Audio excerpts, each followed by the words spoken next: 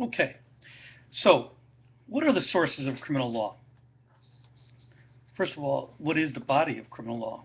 Criminal law defines crimes, prescribes behavior that is illegal.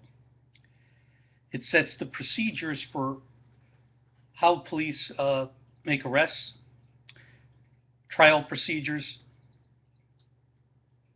search and seizure law, and interview and interrogation laws by the police. Where do these laws come from? The first source is the common law. As many of you know, our law is based on the Anglo-Saxon law from England, and many of the rules of law and criminal procedure have been developed in England and have been adopted by many of our courts. But the second place that the laws come from are obviously the United States federal Constitution, which sets the minimum standard of protections that are afforded to individual citizens of the United States.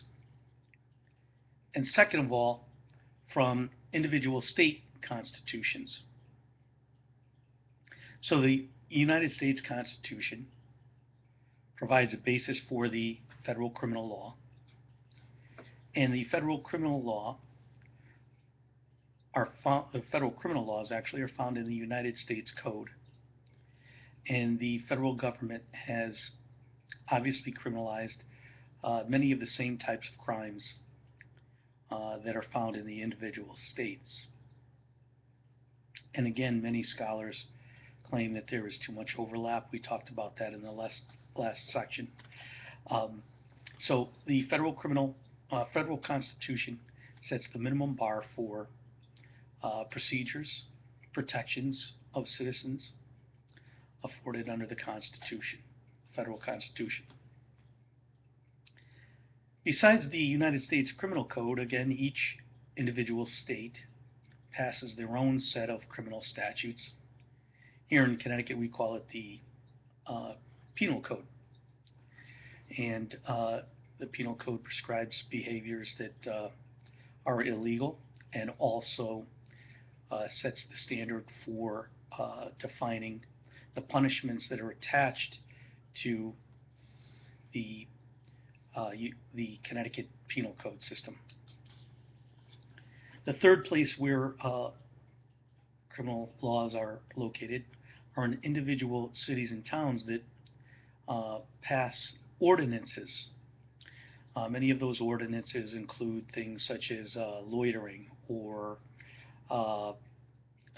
certain locations for that are protected by trespassing laws. Like for instance, local parks, state parks, etc., are governed oftentimes by ordinances prescribing when those areas can be used. That's just one particular area of law that are covered by ordinances. Sometimes towns and cities prescribe when certain alcoholic beverages can be consumed in public. So those statutes regulate behavior locally. Besides, so you have three different schemes. You have the federal schemes, you have the state schemes, and then the individual towns and cities that pass the statutes. And then there are also administrative agencies, both at the federal level.